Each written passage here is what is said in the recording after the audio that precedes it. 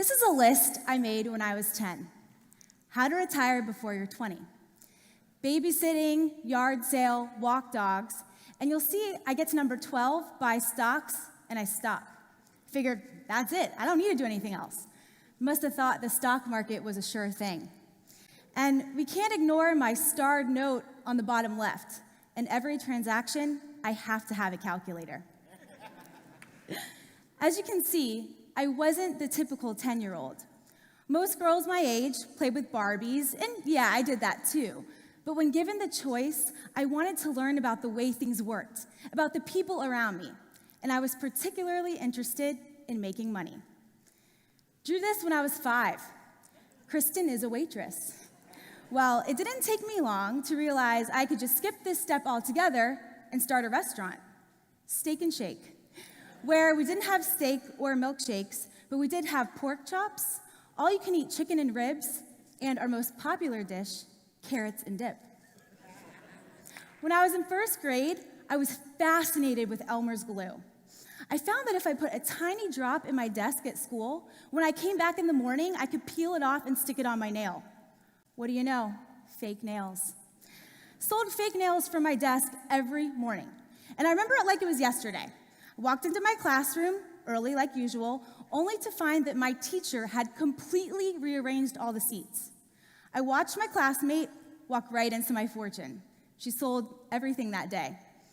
But don't feel bad for me. Because after school, I went and bought glitter glue, which happened to be much more popular than the plain white kind, and it put her right out of business. When I was 6, I always wanted to be a babysitter. Babysitter's Club. I don't know what about this flyer doesn't say, "Hi, you can trust me. I have a lot of experience and I am definitely qualified to watch your child." Or how about the Girls Club? Not only did you have to pay to be in it, but you also had to follow my 13 rules. Yeah, I started out okay. Keep your hands to yourself. Don't say bad things to other people. Get a little bit bossier. Be obedient. Raise your hand if you need to say something. And then I become a dictator.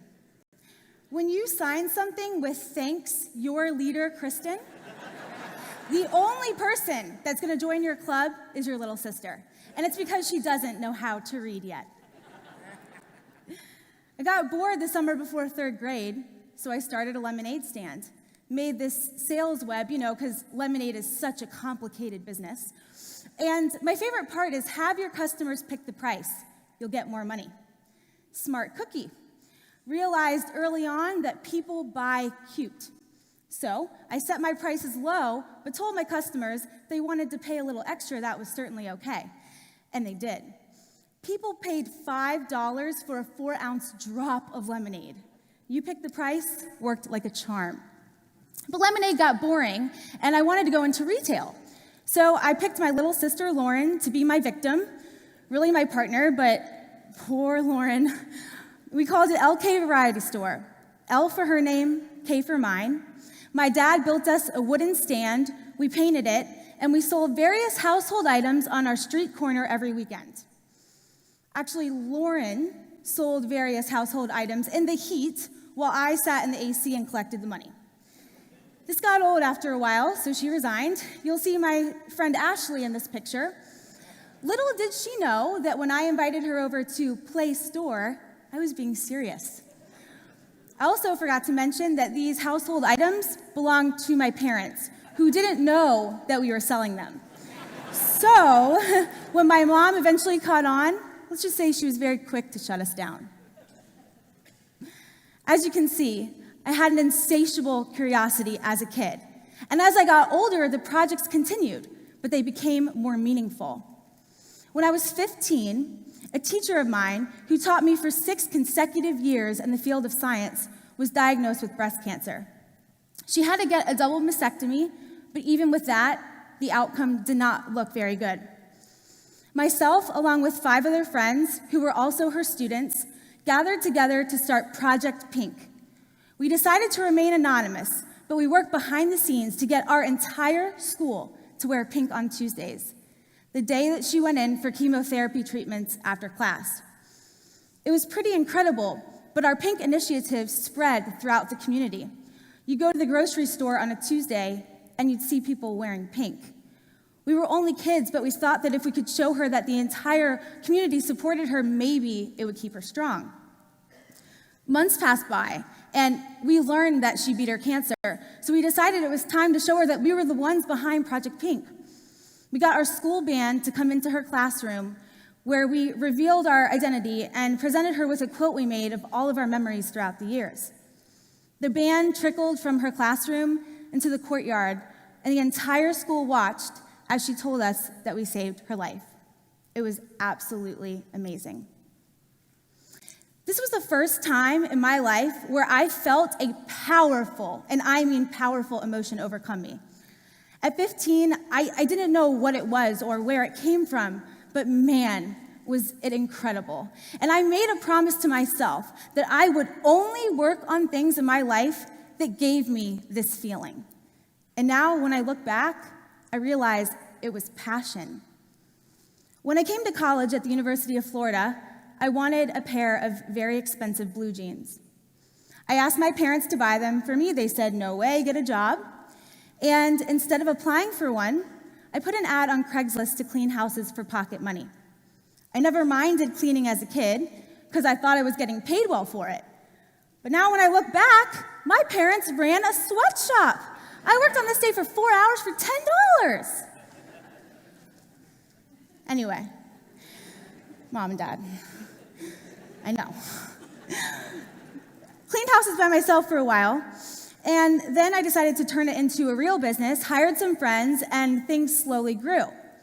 When it came time for my college graduation, I was offered a job in finance in a company with a very well-known popular brand. It was a dream job during a time in 2010 when they didn't exist, and I immediately turned it down. Because there was one thing missing, that feeling that I promised myself I would always follow. I didn't have it when I thought about finance. You see, I was passionate about my house cleaning business, as silly as that may sound. And trust me, many people didn't understand why I turned down a dream job to stick with it. But it just felt right. Fast forward to today, 2 years after my college graduation. I own a company called Student Made. We're the largest cleaning and concierge service in Gainesville. We employed 300 students last year. And I know what you're thinking. Her parents must have owned several businesses for her to turn out this way. Not true. My dad is a lawyer, and my mom ran a preschool before she left her job to become a stay-at-home mom. I just lived in a home where my curiosity was nurtured. I remember when I was this big that when my parents would get a new appliance, my dad would take the big cardboard box it came in and he would stick it right there on our living room floor. He'd leave it up for weeks at a time. My sister and I would play with it. Yeah, it's just a box. But when you're 4, it's a castle and you can be the princess. It teaches you to use your imagination. And they encouraged us to play pretend. You'll see here myself, my sister, and our friend playing dentist with my dad. He wasn't flossing. And when it came to homework, forget about it. They never gave me the answers. But it gave me the confidence to solve any problem on my own, no matter how big or small. They weren't afraid to see me fail. Like when I wanted to run for 4th grade president, there was a lot of competition, very big chance I might lose.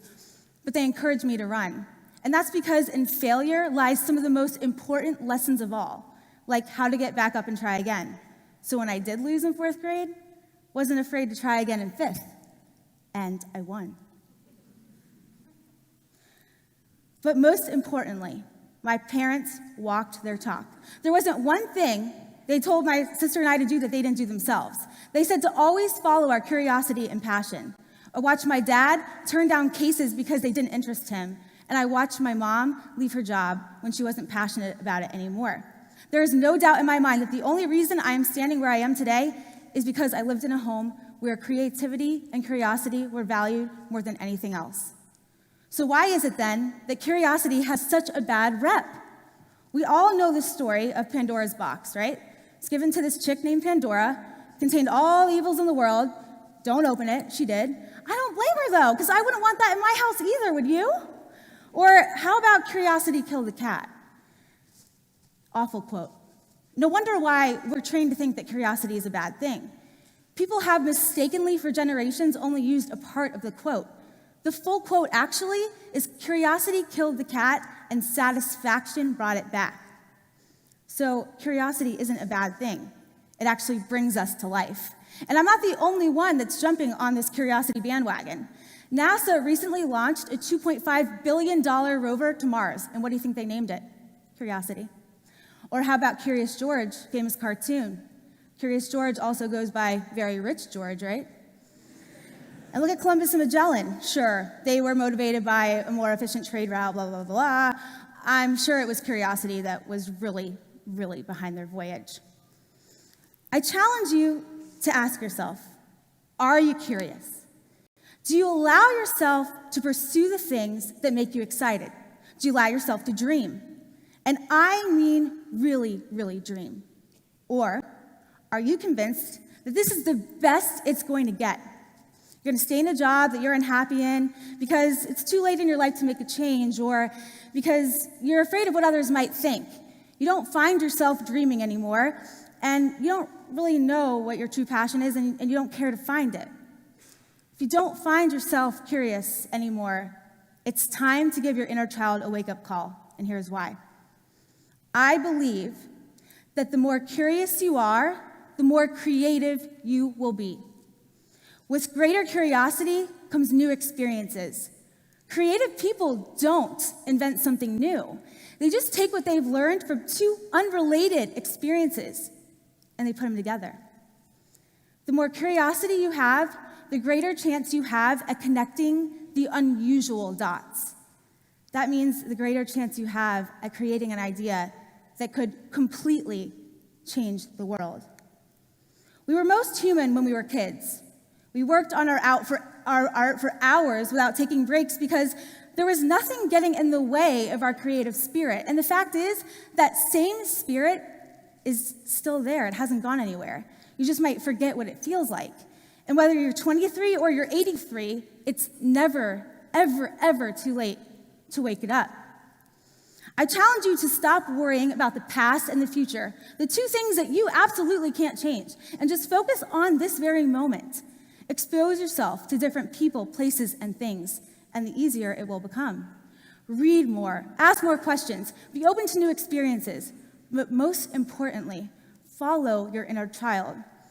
It's okay if you don't know what you're doing or where you're going. You just have to trust that feeling because it knows where you're headed. And you'll start to see the pieces come together, but for now, you can just trust that there's always a bigger picture. I can see the pieces clearly for myself. Looking back, I now realize I was destined to own a business, and I can see a piece of each childhood enterprise incorporated into my company today. More importantly, I learned from Project Pink that my true passion is doing something good for other people, which is why we clean free for cancer patients, and why our employees have donated 4,000 hours of community service in the past 2 years. A meaningful life is never about the end result. It's always about the journey. If you can honestly surrender yourself to your inner child, and I mean really surrender it, it will take you places beyond your wildest dreams. And that's my promise. And then before you least expect it, you will find your passion, and you'll be doing things that you never thought were possible. I want to close with the same list, how to retire before you're 20. And I want you to look at number 6, house cleaning. When I wrote this at 10 years old, I had no idea that I would be standing here on the stage 13 years later saying that I own a cleaning service. And it's pretty incredible, but I think that my inner child has always known what's in store for me, and I think yours does too. Thank you.